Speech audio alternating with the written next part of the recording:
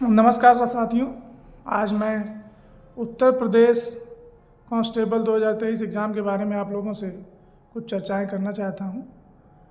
2 दिन ये एग्ज़ाम रहा, 17 और 18 फरवरी को, और पूरे प्रदेश के सभी तैयारी कर रहे छात्रों ने इस एग्ज़ाम में भाग लिया।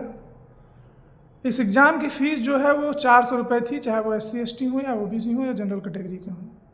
मुख्य बात यह है कि इस एग्ज़ाम में जो कार्मिकों की जिनकी ड्यूटी लगी थी परीक्षा में, वो बेसिक शिक्षा विभाग के शिक्षक, एडेड विद्यालयों के प्रधानाचार्य और प्रवक्ताओं की ड्यूटी लगाई गई थी।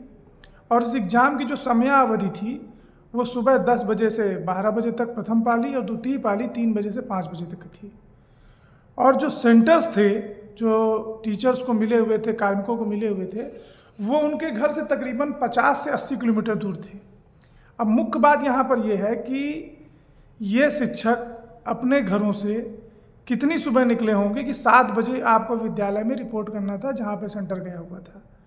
एग्ज़ाम होता है, बहुत ही ज़्यादा ट्रैफिक की सुविधाएं होती हैं, छात्रों के लिए कोई सुविधा नहीं थी, यातायात की कोई व्यवस्था नहीं थी। किस प्रकार बालक और बालिकाएं ट्रेनों में, बसों में लद के गए हैं। कई लोगों ने अपनी जान को जोखिम में डाल करके ट्रेन के डिब्बों पर लटक के गए हैं। उत्तर प्रदेश सरकार को ये सोचना चाहिए कि अगर हम छात्रों के लिए एग्ज़ाम और परीक्षाओं की व्यवस्थाएं करते हैं तो इनके लिए यातायात की क्या व्यवस्थाएं हैं, कानून व्यवस्था की क्या व्यवस्थाएं हैं, लड़कियां कहाँ किस प्रकार जाएंगी, कितने दूर सेंटर जाएंगी, क्या सुविधाएं हैं, वो सुबह किस तरीके से अपने आप को सेंटर तक उनको लेके जाना है, तमाम प्राथमिक चीज़ें होती हैं। उन चीज़ों की क्या व्यवस्था उत्तर प्रदेश सरकार ने की है, इस विषय में ज़रूर उत्तर प्रदेश सरकार को सोचना चाहिए था।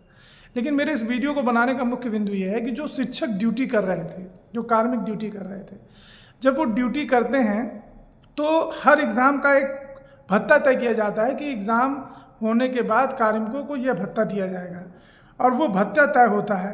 लेकिन जब शिक्षक पहुंचते हैं सुबह 7 बजे और ड्यूटी हो जाती है, ड्यूटी ख़त्म होने के बाद शिक्षकों को ये कहा जाता है कि भत्ता अभी आपको नहीं दिया जाएगा। अमूमन सभी एग्ज़ामों में सरकार की ये नियमावली होती है कि एग्ज़ाम होने के पश्चात जो कार्मिक ड्यूटी करते हैं उनको कुछ भत्ता दिया जाता है। जो ड्यूटी को उस दिन के एक्स्ट्रा एग्ज़ाम में करते हैं उसके लिए उनको कैश में तत्काल पेमेंट की जाती है। लेकिन आज के एग्ज़ाम में ऐसा नहीं हुआ। तो मेरा ये प्रश्न उत्तर प्रदेश सरकार से है कि जब आपने छात्रों से एग्ज़ाम की फ़ीस ली हुई है, SC/ST OBC जनरल सभी ने फ़ीस दी है इस एग्ज़ाम की, तो आप कार्मिकों को उनका भत्ता क्यों नहीं दे रहे हैं? वो सुबह सुबह ड्यूटी करने आए, कितनी कड़ाके की ठंड में 7 बजे उन्होंने विद्यालय में रिपोर्टिंग किया, शाम को 5 बजे तक वो ड्यूटी किए। कोई अपने छोटे बच्चों को छोड़ के आया है, संडे का दिन था, इतवार का दिन था, वो छुट्टियाँ अपनी मार करके आपकी ड्यूटी करने आए हैं। तो आपने ऐसा कार्मिकों के साथ धोखा क्यों किया? आखिर आपके सामने क्या मजबूरी है? जब बच्चों ने एग्जामिनेशन फ़ीस दी है तो क्या जो संस्था एग्ज़ाम करा रही है उसकी जिम्मेदारी नहीं बनती है कि कार्मिकों को उनका जो भत्ता तय था वो दिया जाए? और अगर नहीं दिया जाए तो सरकार इतना बड़ा धोखा और छलावा शिक्षकों के साथ क्यों कर रही है? एक तरफ तो आप उत्तर प्रदेश में जिस तरीके का माहौल है, तो एक चौपाई मुझे याद आती है कि गुरु गोविंद दो ही खड़े काको लागे पाए। एक तरफ तो आप कहते हैं कि जो हमारे गुरु हैं वो गोविंद से भी बड़े हैं, और दूसरी तरफ आप गुरु की हालत ये कर देते हैं कि अगर वो ड्यूटी करता है और आपने एक भत्ता तय कर रखा है कि एग्ज़ाम के बाद आपको ये भत्ता दिया जाएगा, और शाम को आप उसको बैरन खाली हाथ उसके घर भेज देते हैं। वो कितनी दूर कैसे आया होगा, वो 2 व्हीलर से आया है, बस से आया है, गाड़ी से आया है, वो फिर अपने घर जाएगा और खाली हाथ जाएगा? क्या इस प्रकार का धोखा, इस प्रकार का भ्रष्टाचार, आर्थिक भ्रष्टाचार करना ठीक है? ये मेरा सवाल उत्तर प्रदेश की सरकार से है कि आप छात्रों की व्यवस्थाएं नहीं करते हैं, उनके रुकने और यातायात की व्यवस्थाएं नहीं करते हैं, जिन शिक्षकों से ड्यूटी लेते हैं उन शिक्षकों को उनका भत्ता नहीं देते हैं। तो आखिर ये जो धन है जो एग्ज़ाम के नाम पे बच्चों से वसूला जाता है उसका प्रयोग आप कहाँ पे कर रहे हैं? ये बहुत बड़ा सवाल है।